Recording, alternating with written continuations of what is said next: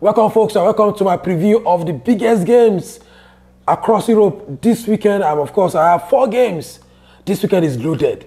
When you say something is loaded, this weekend is loaded. I have 4 games I'm previewing from across the leagues. I have 2 from the Serie A, but of course, I have the big one in the Premier League. Let's start from the Man City against Arsenal. Big one, 4-2 back-to-back, 2 seasons consecutively, and it looks like Arsenal can take it, can wrestle it off Manchester City this time around. Let's start from the team news. From the team news, let me do it like this. From the team news, Man City will be missing Nathan Ake. Ake will be missing Oscar Bob. KDB was injured against Inter Milan and looks like he's not going to be fit for this one. But no worries, they have Foden and Gundogan who can take up that position of KDB. Remember, the first part of last season he was injured, and Foden was their man to go to throughout when KDB was injured. For Arsenal, Declan Rice is back after a suspension against Spurs, and of course Odegaard is still out. Like Ateta said, is going to be out for a while.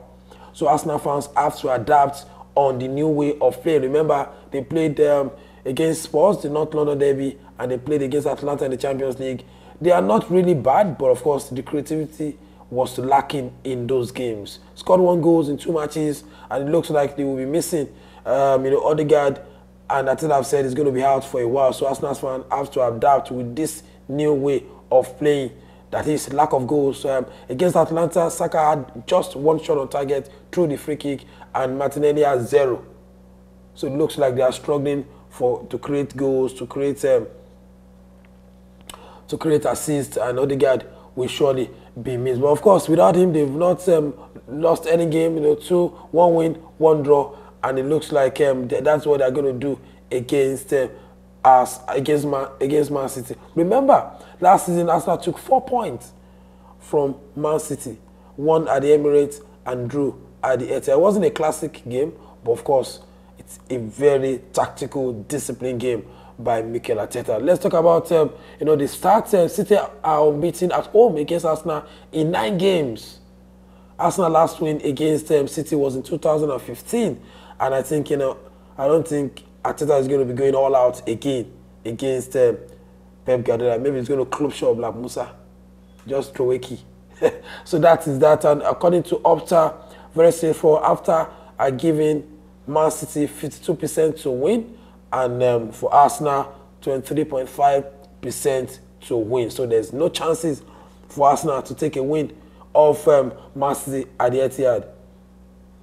And there's one stat I want you guys to listen to. Very good one that Arsenal fans should be jubilating. This is actually a very good stat. Arsenal haven't strayed in any of their last 11 games, so they've been always ahead. They can make it 12 and a record against Man City. That's a good one. And when it comes to the defense, Arteta have done well. When it comes to set pieces, Arteta has done well, and we'll see if he has grown and take another point of Man City this season. Away from that, let's talk about the 2 games going on in this area. We have Juventus against Napoli. Napoli without Victor Osimhen, and we have the Milan derby, the big one, talking about Inter Milan against AC Milan. But let's talk from the Juventus game. It's 2 new managers. We have Thiago Motta, who came from Bologna. Remember, Bologna are in the Champions League because of what Thiago Motta did. He's now the new coach of Juventus after Allegri left. And of course, we have Conte, the new manager of Napoli. 2 new managers, according to stats, since 2006. 46 games have been played between these guys, and Juventus have won 20 games, Napoli have won 16 games, and they've drew 10 games. So it's going to be 4th against 2nd. For Conte, they have, they signed a lot of players. McTominay from Manchester United. They have Gilmore from Brighton.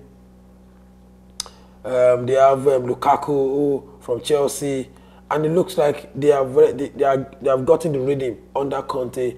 And for Thiago Motta is back-to-back draw for them in the league. Remember, they won in the Champions League against PSV. Maybe that will boost their momentum, but Conte boys should be well rested because they had no European engagement over the course of the week. So this is the big one, fourth against second. Let's move to the Milan derby. Inter Milan against AC Milan. We saw AC Milan in the Champions League against Liverpool. They scored first, but everything went down the drain. They lost 3-1 to Liverpool. And for Inter, went all the way at the Etihad to get a draw against Man City. And that could be a confident booster because their last match in the Serie A, they drew against Monza away from home.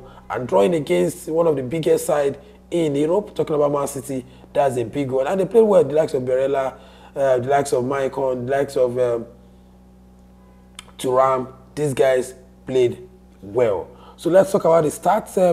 Inter are beaten in their last in the league already. They are 2 wins from two wins, 2 draw.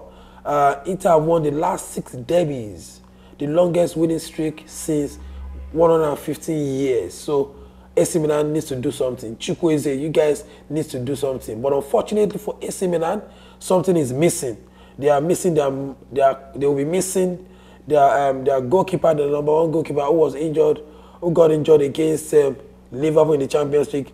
Mike Magnan will be out, and they could actually go to for the 19-year-old who could actually be the one who will be in goal in the derby. Big worry for AC Milan. Lorenzo Torriani will be in goal if Mike failed to recover from the injury sustained against Liverpool. So these 2 games are very crazy. But another one that is good, another record, just like I did for Arsenal, another record that would suit to AC Milan, fans in terms of record.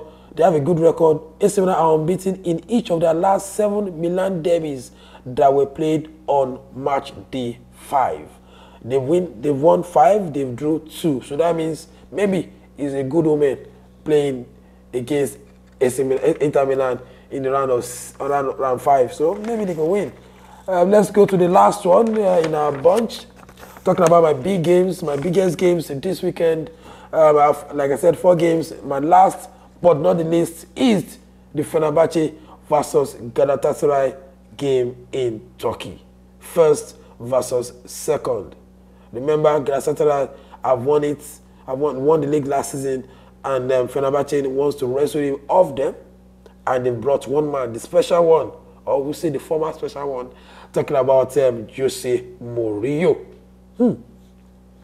He has been talking tough. He has been doing all the mind games, talking about Victor Osimhen, talking about the league, talking about how they can go ahead and win the Europa League. Lots of mind games for Jose Mourinho. But according to what they've done this season, based on the league, Fenerbahce all of a sudden they are back. They are 2 points behind Galatasaray. 5 games played. Galatasaray have won all their games. Fenerbahce have drew 1, and they are 2 points behind Galatasaray going to this massive game. Talking about transfer for Fenerbahce, they got Nasri from Sevilla. They have Soyuncu from Atletico Madrid. They have Saint Maxima from Saudi Arabia, from Al Ahly. And of course, they have Amrabat, who was on loan at Manchester United, got back to Fiorentina, and got to Fenerbahce as well. Unfortunately, we'll not be seeing our own right back. Talking about Brat Osai, who is injured.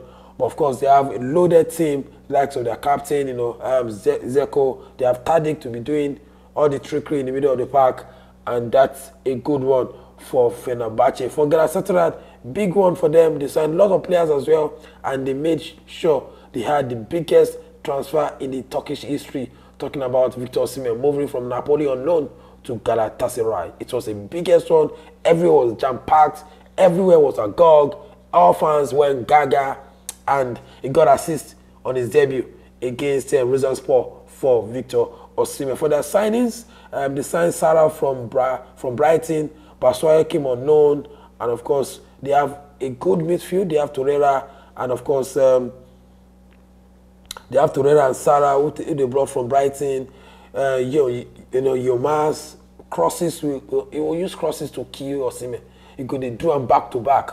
And then they have Dries Mertens, combination with Osimhen. Unfortunately, they'll be missing their striker, talking about Icardi, Mauro Icardi. But of course, they have Victor Osimhen, and there's a big chance to show Jose Mourinho again, that is a big deal when it comes to facing big sides. So that is my biggest games across league this time around. I will be doing this every Friday, talking about the biggest games from Europe that we can back on, that we can digest together, and of course analyze, preview for you guys based on the opinions and stats that you cannot see anywhere. So I've done justice to Manchester City against Arsenal, Juventus against Napoli, Inter Milan against AC Milan in the Milan derby, and of course the big one in Turkey, talking about Fenerbahce against Galatasaray. That's all I can take. Follow us across our similar platform, very straightforward, on X, Puja Media, and on YouTube. Go to Puja Dissect, turn on your notification button where we'll be dropping our videos and other segments from our podcast shows.